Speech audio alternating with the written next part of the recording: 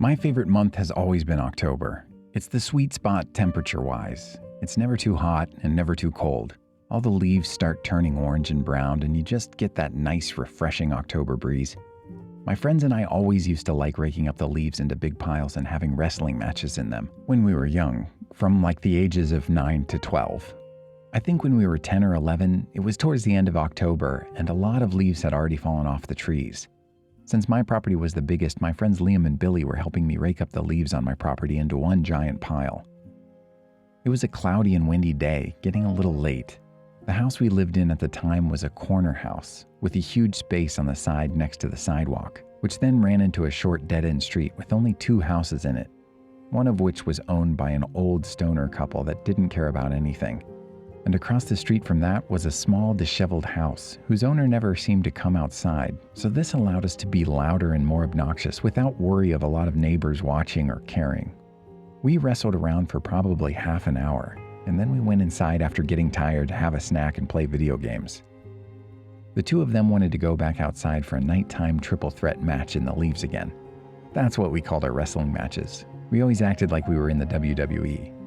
When we got back out there, it was almost completely dark, but a street light that stood at the dead end lit up this entire side of the property, so we could see enough. It seemed as though there were a lot less leaves in the pile right off the bat this time. We tried wrestling a little more, but the pile just seemed to spread too far, so we grabbed the rakes and started building the pile again. Liam noticed a long, oddly shaped pile, and we did notice it from before. He went over to start raking it over to our main pile, but he seemed to be having trouble. He shouted, "There's something under the leaves." We came over to help him brush some leaves off of whatever it was underneath, and all of us screamed when we realized there was a grown man hiding underneath the pile. We stepped back and looked at each other, and then back at him. We didn't know whether to laugh or not, like he was playing some kind of Halloween prank on us. The man's face was not yet exposed. Liam and I dared Billy to go expose the man's face. He walked back to the body on the floor and slowly looked back at us and started lightly kicking the leaves away from the person's face. As he kicked the body, he realized it was hollow and hard and there was no face to it. It was a fake body that someone planted there, some kind of prank, but who would have placed it there? A question was quickly answered when we noticed someone hiding in my bush right behind the pile.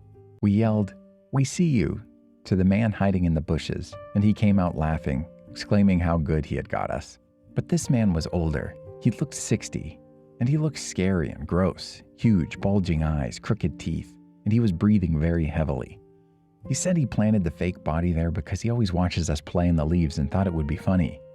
It had creeped me out though, the way he said he always watches us playing in the leaves. Liam tried being nice, but I thought the man was weird. So I said, "Come on guys, let's go inside," and we left the man there. I told my dad and he went outside to check, but the man had already moved the fake body by then. We played video games the rest of the night, all having agreed that the guy was a freak. My friends eventually left, and soon after I went to my room. I had my window open as usual to get a breeze into my room, and I was watching some TV when I heard a man's voice at my window. I jumped and looked up at the window, but I couldn't see who it was. The voice said, "I didn't mean to creep you out earlier. I live in the house across the street over there. I like watching you guys playing in the leaves." I was in shock hearing a stranger's voice outside my window. I continued looking out my window, and eventually the familiar face of that freako from earlier came into view. He reached his arm under my window and pushed it up further as he attempted to climb into my window. When he realized he couldn't fit, it seemed he started to try and reach for me. I screamed for my dad and ran upstairs to his room. I tugged him out of his bed and led him to my window. The man was already gone, but I told him he lived in the house across the street, in the dead end. My dad charged over to the house with me and banged on the door, but the man didn't answer. So my dad called the cops. And when they came, he took me back to the house with the police. And this time with the police, the man opened the front door, and it was in fact the same man. I was too young to be able to tell, but the police and my dad picked up on it right away. I remember looking into the house from the doorway and seeing it was an absolute pigsty. Thinking back now, it would fit the description for the home of a meth head perfectly. All those years living there, and we were none the wiser that there was this creepy meth head living in that disheveled house, apparently watching my friends and I as we would play.